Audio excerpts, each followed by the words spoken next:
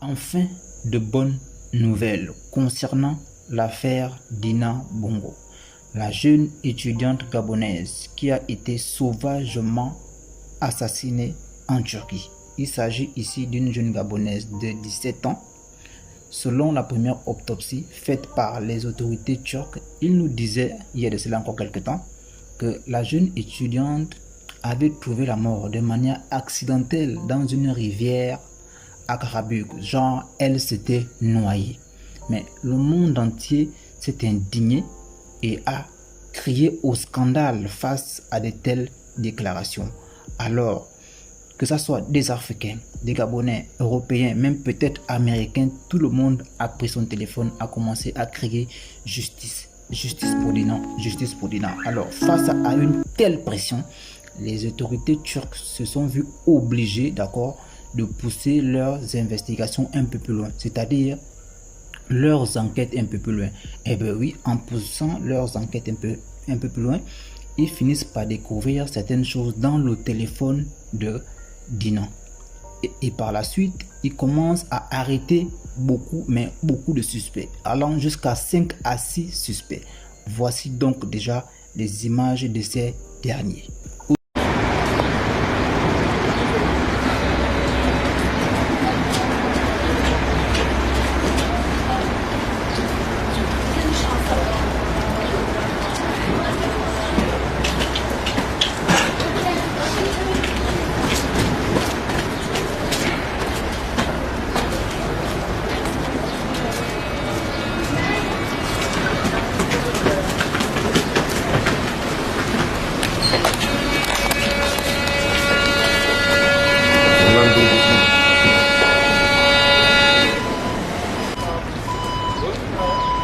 Aussi, pour mettre à mal l'argument selon lequel la jeune demoiselle s'était noyée dans une rivière toute seule dans la nuit, cela était absolument d'un non-sens mais légendaire, c'était ridicule.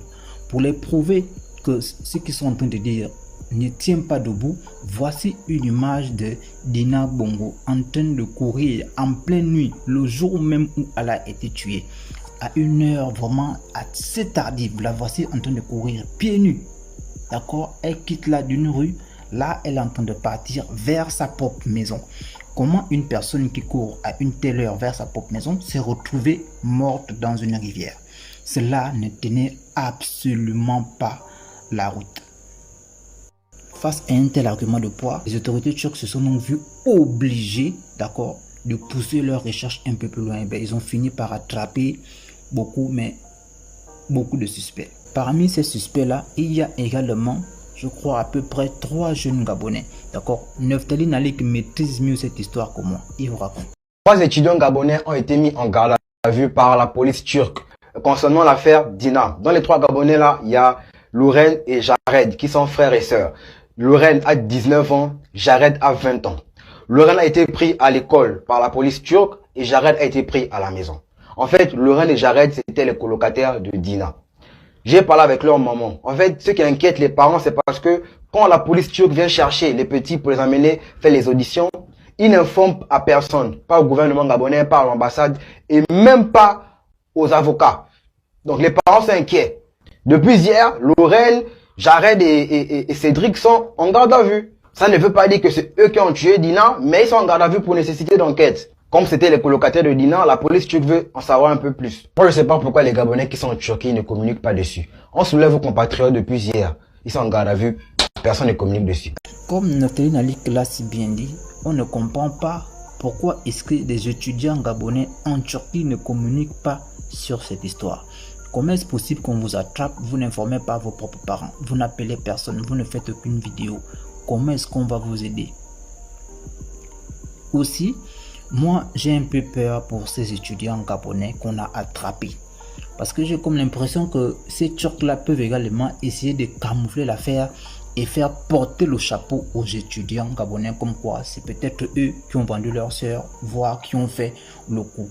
Sincèrement, j'ai vraiment très peur pour ces jeunes-là.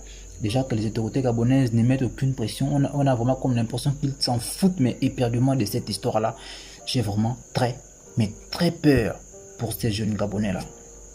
Je ne pourrais terminer cette vidéo là sans dire merci. Merci au monde entier. Merci au peuple africain qui s'unissent à nous, peuple gabonais, comme si c'était leur propre fille. Qu'est-ce que je raconte d'ailleurs? C'est vraiment une africaine, cette histoire, c'est pour toute l'Afrique. Merci à toute l'Afrique, ne lâchons pas l'affaire, continuons à réclamer justice pour Dina. C'est ainsi qu'on peut faire bouger les choses, c'est ainsi qu'on peut faire révéler la vérité. Merci encore, même jusqu'aux Français, parce que je vois également beaucoup de vidéos de Français sur TikTok qui réclament également justice pour Dina, alors merci.